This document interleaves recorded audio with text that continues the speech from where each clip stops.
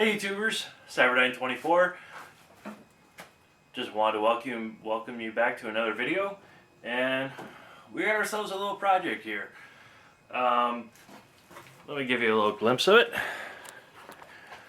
What we have here is a 1987 Lawn Boy model 8243. This particular model is self-propelled. It is the it's not the AE model, which if it has the AE designation, that means it has the electric start. As we can see, the self-propel on this is actually quite interesting. There's a little metal roller underneath these plastic shroud that actually digs into the wheels and actually drives the actual mower itself. As we all know with lawn boys, at least the older ones, the newer ones now are all 4-cycle, and they're not that great because, well, they're made by Toro. This one is an actual lawn boy. As you can see from the looks of it, you know, it has been used quite a bit, but the cast deck is still in good shape. Underneath the deck is looks very nice. The wheels are in very nice shape, which is a really nice thing to have. Overall, this is a really nice mower. The problem that this mower actually has, it has an issue when you start the mower up. The mower will run. After a few minutes, the mower will quit when it's hot. I actually picked this up at my former part-time job. Pretty much one of the technicians said that your ignition coil needs to be replaced, and a brand new one's going to cost you about $111. The reason why it's so expensive is because, you know, lawn boys are pretty much an antique, and Toro makes the parts, so Toro can designate the price for it. That's why a lot of people will say, forget you, lawn boy, trade these things in for a brand new mower. One thing is with lawn boys, with especially the 2-cycle versions, these things will last you a long time. I mean, you can see videos on YouTube of people with like what they call the brick top ones, are from like the 1950s, 60s, and 70s. Well, actually 1950s and 1960s, which the actual engine is literally like looks like the shape of a brick. But this one is an F-Series engine. So let's actually get into taking this thing apart and see what it takes to change the ignition coil. As we can see right here, we have the top cover. There are 4 Phillips head screwdrivers, so I'm just going to buzz these off.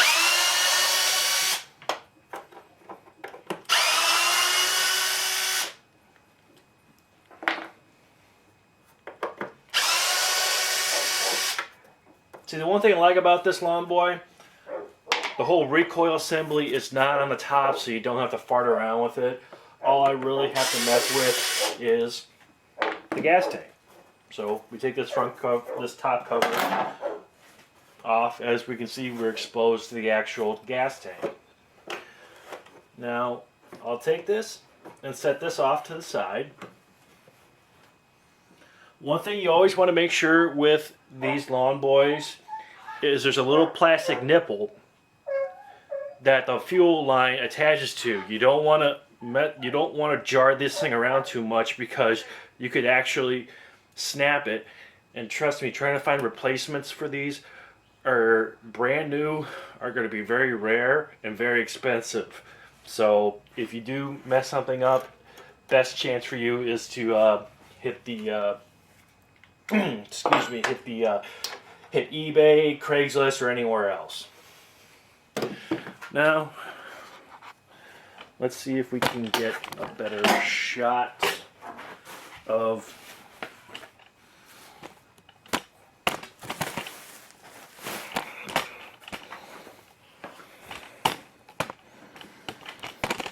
the actual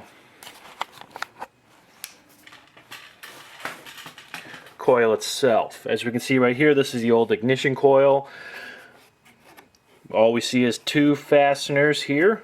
They are slotted as well as their hex head, so you can use a Phillips head. You can use a straight, you can use a flathead or you can use a hex head.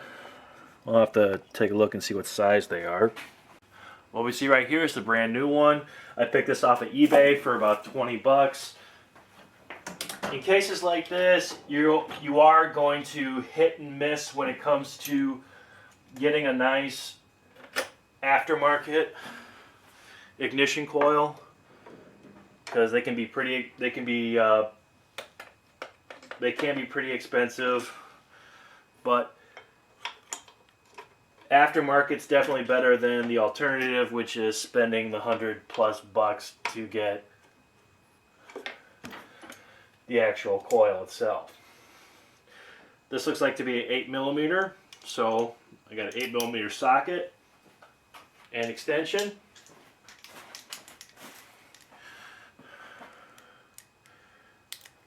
First thing you want to do, where you see my hand, let's see if I can kind of zoom in a little bit more.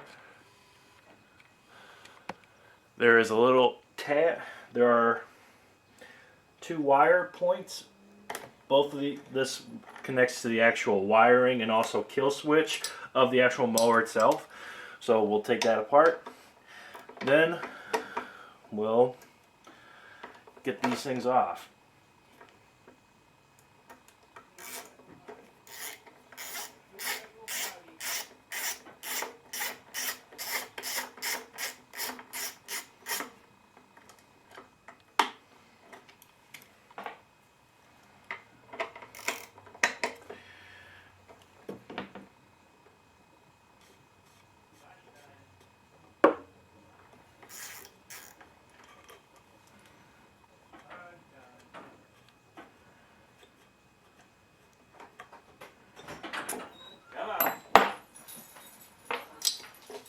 Party time.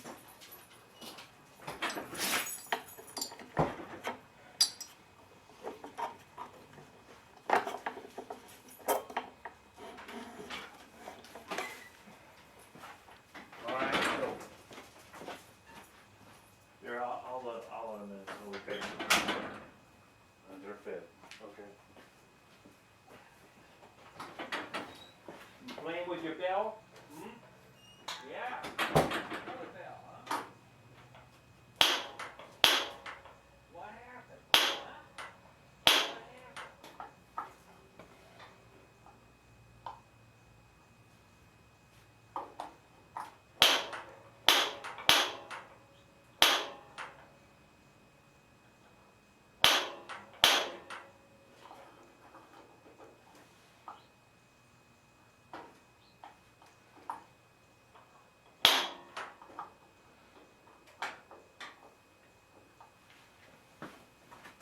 Once we have the ignition coil loosened,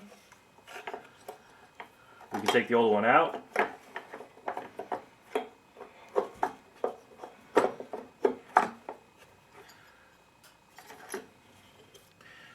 And of course, as always, if you need any information as far as the actual ignition coil itself, always have your model number. And you can always go on places like Parts Tree and places like that. You can actually get all the necessary information.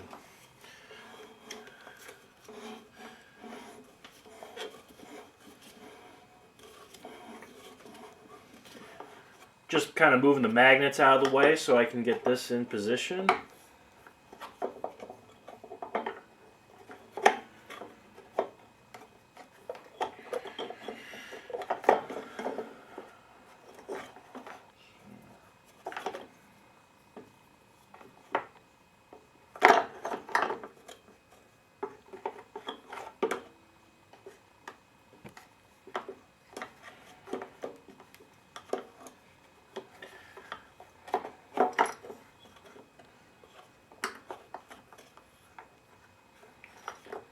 Part of me might have to make a little bit of modification to this plastic cowling just so that I can get this thing in.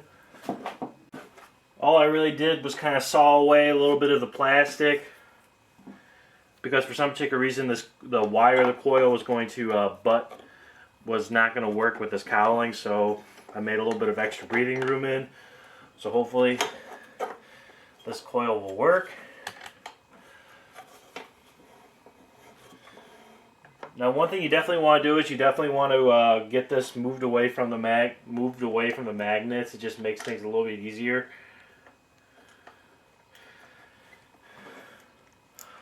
And all you really have to do is you just grab the bolts.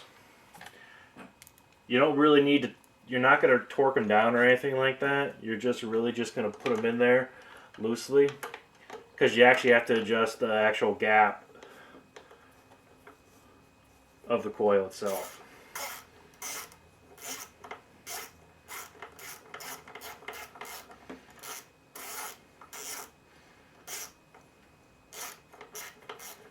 Now, unless you actually have the owner's manual itself, you are really not going to be able to get accurate, get the actual gapping specs. But from most YouTube videos, a lot of people say all you really need to use is a business card, and I kind of go I go by that logic as well. Because one thing you do not want is you don't want the ignition coil to be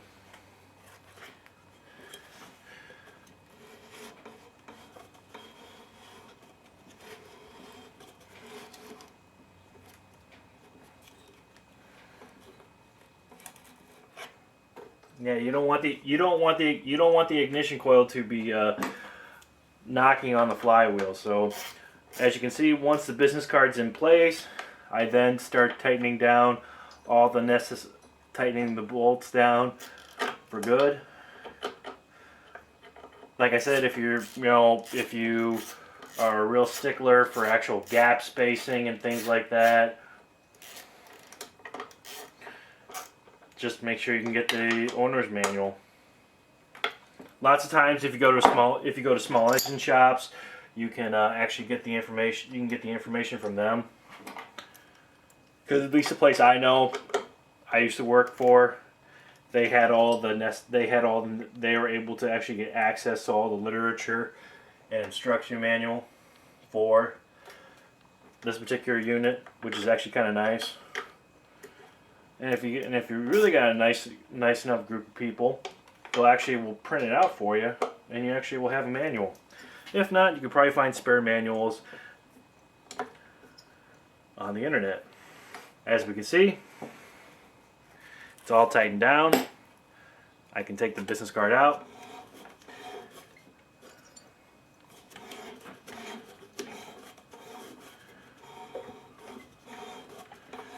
It spins freely. It's not nicking anything. It's not nicking. My apologies. It's not nicking the actual flywheel itself. Of course, as always, the best thing to do when you do these,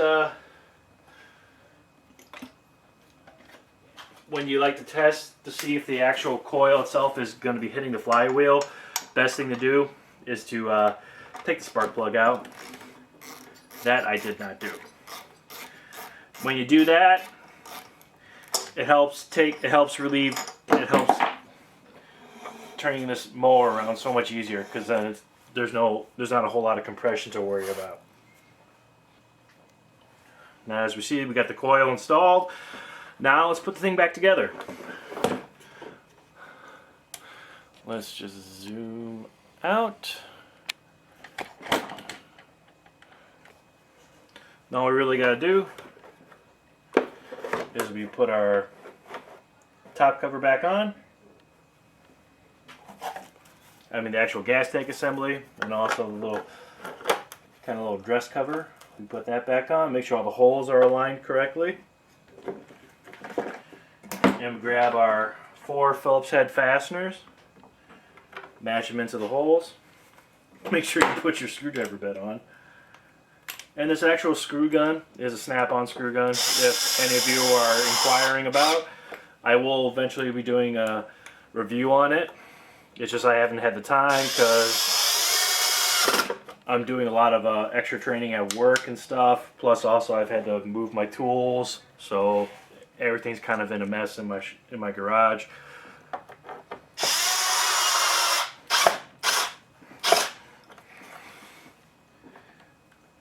It's always nice to adjust torque settings on your tools so that you don't so you don't ruin the fasteners and don't ruin your bits. But as we can see, we got the top cover back on. Take your spark plug. The spark plug on these is a CJ14 Champion.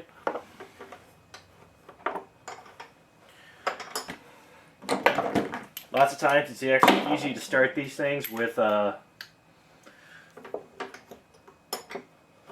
socket, with the spark plug in the special spark plug socket. You don't necessarily need a special socket for it. All you really need to get is a piece of hose that has about this, that will easily fit the top of the tip of this spark plug, this top part of the spark plug, and you can actually start these plugs very easy. Getting the wrench all in there.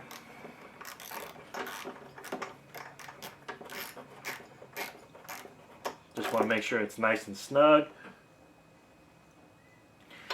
You don't need to be a crazy nut and over tighten it, because you definitely don't want to strip the threads out on it.